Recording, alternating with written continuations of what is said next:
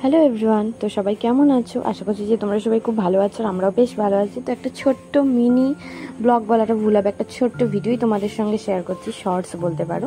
তো সেটা হচ্ছে আমাদের মেয়ের সেটেরা পুজো, মানে 6 দিনে একটা পুজো হয় বাড়ির নিয়ম অনুসারে। তো এটা আমি তো জানি না, তো মেয়ার পরই এগুলো জানতে পারছি। তো যাই হোক, 6 দিনে সেটেরা পুজো মানে সেটেরা পুজো হয়। তো সেটাই আজকে হচ্ছিল। তো এই পুজোটা ঘরের মধ্যেই করতে হয়, কিন্তু যেহেতু ঘরে একটা ছোট বেবি রয়েছে, তো একটা হাইজিন মেনটেন করার ব্যাপার আছে। তো এই পুজোটার মধ্যে গোবর লাগানো হয়, তো গোবরের মধ্যে অনেক পোকামাকড় এগুলো বসতে পারে।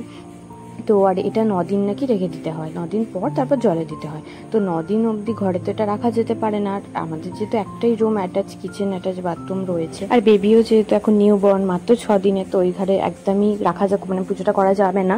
তো ওই জন্য এই রুমেতেই করা হচ্ছে।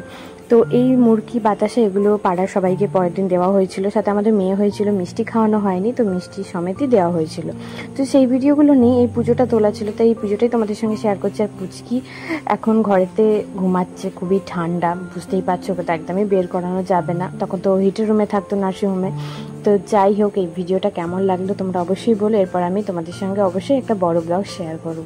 তো চলো, ta-ta, bye bye, love you all.